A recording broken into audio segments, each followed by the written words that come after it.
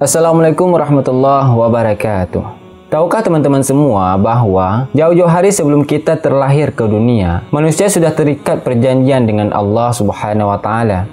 Bahkan tidak ada rasul pun kecuali mengingatkan janji tersebut, sebagaimana dibenarkan dalam Quran surat Al-Hadid.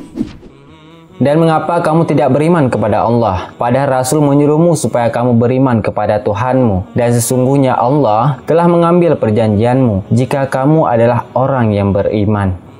Lantas, kapan perjanjian itu dilakukan? Ternyata, perjanjian itu dilakukan setelah Nabi Adam alaihissalam diciptakan. Demikian yang tersurat dalam hadis riwayat Abu Hurairah.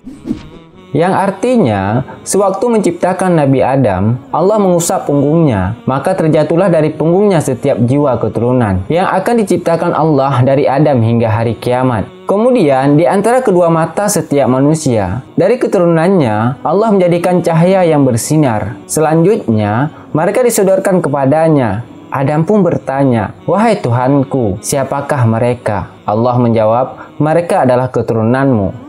Pada saat seluruh jalan keturunan Adam dikeluarkan dari punggungnya, Allah mengambil janji dan sumpah setia mereka. Lantas apa isi perjanjian tersebut? Jadi teman-teman, jauh sebelum anak keturunan Nabi Adam alaihissalam lahir ke dunia, kita dikumpulkan oleh Allah Ta'ala guna diambil kesaksiannya. Hal ini diceritakan oleh Allah Ta'ala dalam Al-Quran Surat Al-A'raf ayat 172 sampai dengan 173. Dalam ayat tersebut, Allah Ta'ala menyatakan bahwa ketika itu seluruh manusia dikeluarkan oleh Allah Ta'ala dari tulang sulbi atau tulang belakang Nabi Adam alaihissalam. Setelah keluar, semua manusia ditanya oleh Allah. Allah berkata, "Bukankah aku ini Tuhan kalian?" Semua manusia ketika itu menjawab, "Betul, engkaulah Tuhan kami menjadi saksi." Nah, dengan jawaban ini, maka seharusnya kelak di hari kiamat, tidak ada lagi manusia yang mengatakan, "Sesungguhnya ketika itu kami lengah terhadap ini." Atau, tak ada lagi manusia yang bilang, "Sesungguhnya, nenek moyang kami telah mempersekutukan Tuhan sejak dahulu, sementara kami adalah keturunan yang datang setelah mereka. Maka apakah engkau, ya Allah, akan membinasakan kami karena perbuatan orang-orang dahulu yang sesat?" Alasan-alasan seperti itu otomatis terbantahkan manakala manusia diingatkan kembali pada persaksiannya dahulu kala.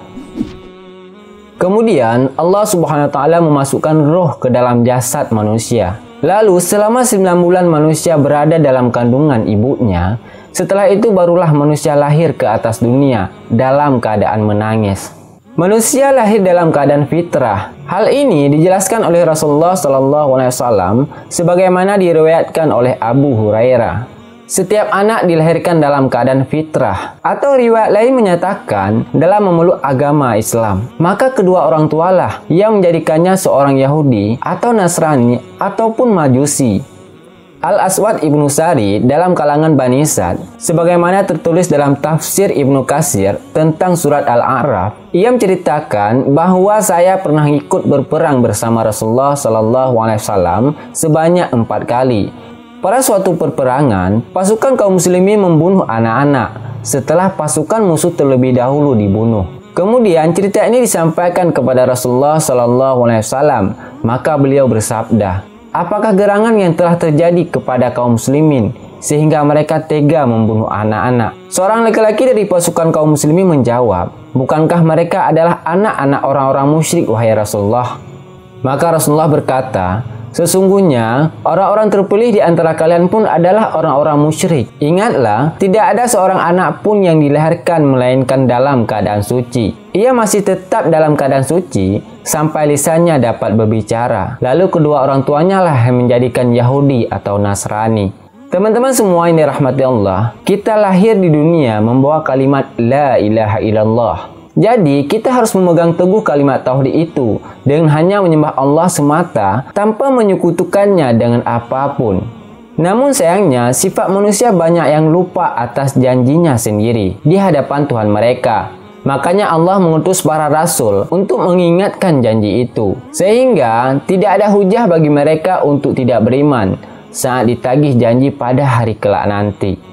Teman-teman semua, Allah menciptakan surga dan neraka untuk balasan bagi manusia. Surga yang nikmatnya tak terbayangkan diperuntukkan kepada manusia yang memegang teguh janji tauhid itu. Sementara neraka yang membinasakan diperuntukkan bagi manusia yang melupakan janji tauhidnya. Sering kita lihat teman-teman, ada manusia yang masih hidupnya penuh kemaksiatan, tapi pada menjelang kematiannya kembali kepada tauhid, maka Allah akan mengampuninya. Sebaliknya, betapa banyak manusia yang semula taat kepada Allah, tapi pada hari akhir justru murtad, maka nerakalah tempatnya. Artinya apa teman-teman? Janji pada Allah itu harus dipertahankan sampai maut memisahkan. Tak ada yang bisa menduga bagaimana akhir hayat kita. Namun, kita bisa berikhtiar dengan selalu mengingatkan iman dan takwa kepada Allah Subhanahu wa taala. Sehingga di saat kita ditagih janji di hari kiamat kelak oleh Allah Subhanahu wa taala, kita bisa menepatinya. Wallahu a'lam bishawab. Assalamualaikum warahmatullahi wabarakatuh.